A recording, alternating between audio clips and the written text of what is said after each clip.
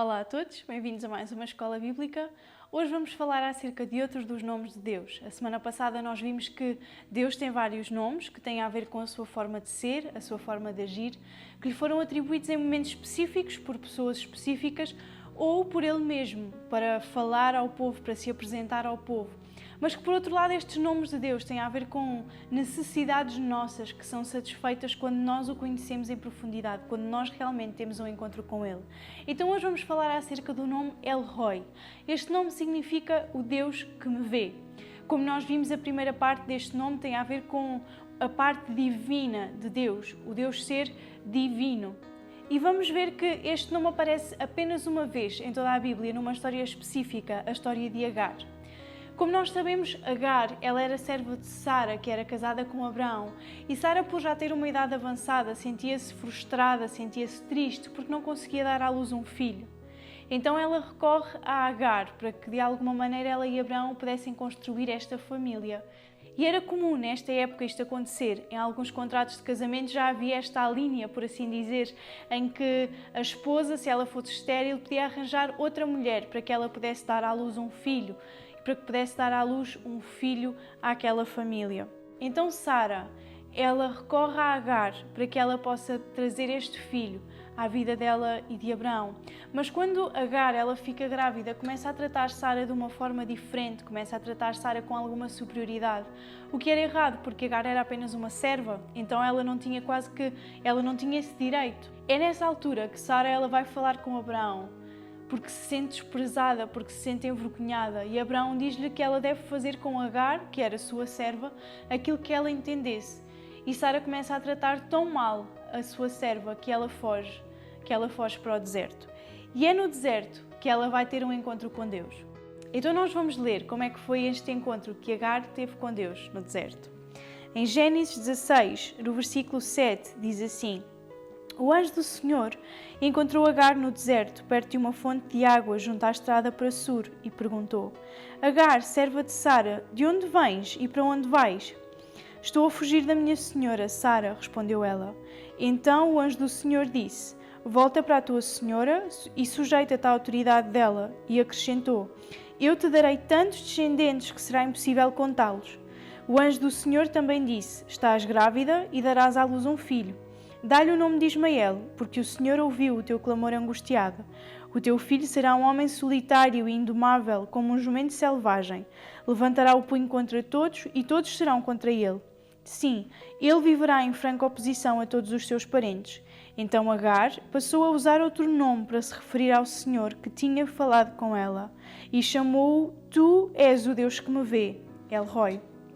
Pois tinha dito: Aqui eu vi aquele que me vê.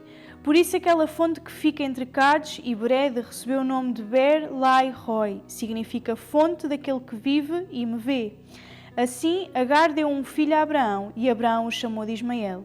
Quando Ismael nasceu, Abraão tinha 86 anos. A verdade é que quando Agar ela foge para o deserto, longe de todos aqueles que a tinham magoado, que a tinham traído, ela de alguma forma percebe que não tinha assumido uma posição superior porque estava grávida de Abraão, mas tinha sido apenas um meio para atingir um fim. Mas mesmo no deserto, Deus cerca-a com amor, com cuidado e com graça. E é isso que Deus também faz connosco, seja qual for o lugar onde estamos, seja para onde for que fugimos. Deus está lá. E Ele cerca-nos sempre com o seu amor e com o seu cuidado. Então este nome El Roi, que significa o Deus que me vê, tem a ver com a gentileza, com o cuidado de Deus para conosco. O Deus que nos vê, o Deus que nos persegue com a sua bondade, com a sua graça, um Deus que está sempre próximo, que está sempre lá. Este nome de Deus diz-nos que Ele está a cuidar de tudo, que Ele está sempre no controle, que Ele está sempre conosco. Então, em primeiro lugar, El Roi é o Deus que me vê como mais ninguém vê. Quando Sara ela começou a perceber que Agar estava a agir para com ela de uma forma diferente, começou a tratá-la mal, de tal maneira que Agar fugiu para o deserto. Mas Sara não conseguiu entender que essa forma de reagir de Agar tinha a ver com um desejo profundo que ela tinha de ser vista de uma forma diferente, ainda que isso não fosse possível naquela cultura e naquela época. Mas quando o anjo de Deus ele encontra Agar, acontecem 4 coisas muito interessantes. A primeira delas é que o anjo chamou-a pelo nome. E naquela época, um servo era alguém insignificante, mas o anjo de Deus sabia o nome de Agar. Em segundo lugar, ele deu-lhe uma direção. Ele disse que ela deveria voltar para a sua senhora e obedecer-lhe e sujeitar-se a ela, Sara. Depois ele fez uma promessa de que Agar teria uma descendência incontável. E em último lugar, e este deve ter sido o momento mais especial para Agar, aquele anjo abençoou o seu bebê, abençoou a vida de Ismael. Então, diante de toda esta experiência difícil, Agar ela consegue reconhecer que o próprio Deus estava ao lado dela, o Deus de Abraão e o Deus de Sara também era o seu Deus, também queria ser o seu Deus. Ela consegue reconhecer este olhar diferente de Deus sobre ela. E a minha pergunta é se este também não deve ser o nosso olhar sobre as pessoas que estão à nossa volta nos dias de hoje. Não devemos nós, como cristãos, ser estas pessoas que têm um olhar sem preconceito, um olhar sem julgamento sobre aqueles que nos rodeiam, sobre aqueles com quem nos cruzamos. Porque da mesma forma que nós gostamos de ser olhados por Deus e pelos outros assim, há pessoas que precisam de sentir este olhar de amor, este olhar de cuidado da parte de Deus sobre as suas vidas. E a única maneira que elas vão poder sentir é através de ti e através de mim. Em segundo lugar, o Deus que nos vê é aquele que nos vê em qualquer lugar. Nós não podemos fugir da sua presença. E mesmo no deserto, Agar ela pôde encontrar Deus, um Deus que a via. E Deus disse que ela deveria voltar para a sua senhora, que ela devia voltar para Sara. E ela voltou, ela obedeceu. A sua situação não mudou, ela continuou a ser escrava, mas aquilo que realmente mudou foi que ela entendeu que Deus a via como ela realmente era, como ela desejava ser, uma mãe de Ismael, reconhecida como mãe de Ismael, e acima de tudo ela entendeu que era a forma como Deus a via que importava. Esta pandemia está a funcionar para nós enquanto cristãos e eu acredito que tem sido um instrumento de Deus para nós, para que nós possamos ficar diante de um espelho que nos revela quem nós somos e quem nós não somos. Porque este Deus que nos vê não quer apenas estar connosco nos momentos difíceis e relembrar-nos aquilo que nós somos, mas é um Deus que quer que nós possamos progredir, que nós possamos avançar, que nós possamos ser moldados. E nós só podemos ser moldados quando nós reconhecemos o que somos, o que não somos, o que precisamos de ser, onde é que temos que voltar, onde é que temos que retroceder e onde é que temos que avançar. E não podemos fugir da sua presença. Deus deseja que nós possamos entender quem somos nele e por causa dele.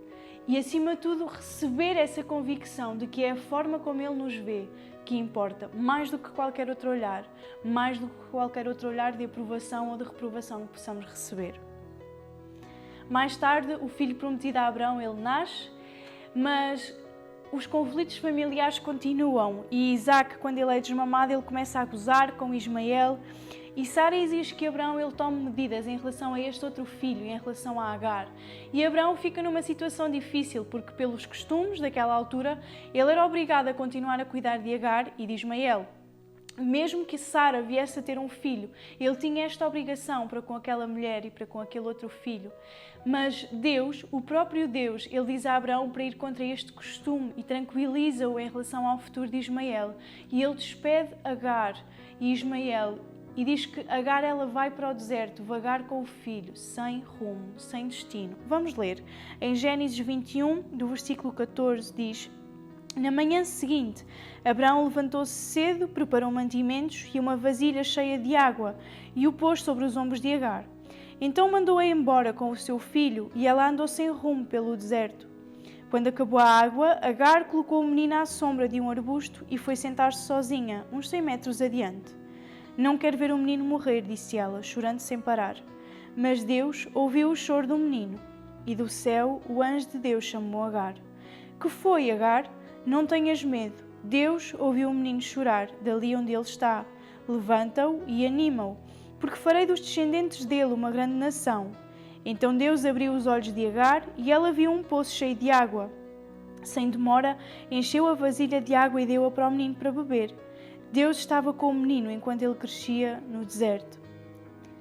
O que é que tem fechado o nosso olhar para o cuidado de Deus? O que é que não nos tem permitido ver o cuidado de Deus à nossa volta, ao nosso redor? Da mesma forma que diz que Deus abriu os olhos de Agar para que ela pudesse ver aquele poço de água à sua frente.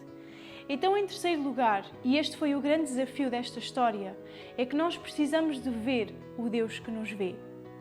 Agar, ela era escrava, a sua mentalidade era de escrava, ou seja, ela estava habituada a não ser vista, a não ser reconhecida, ela estava habituada a que não cuidassem dela, a que não se preocupassem com ela, a que não estivessem ao lado dela. Mas com Deus isso era diferente. E ainda que Deus estivesse lá, ainda que Deus já tivesse provado uma primeira vez que estava lá, ela mais uma vez não conseguiu ver. E esse foi o grande desafio da vida de Agar. Foi Deus querer ensinar-lhe que ela precisava de mudar a sua mentalidade para que ela pudesse reconhecer a sua ação, a sua forma de agir ao seu redor, na sua vida e na vida do seu filho.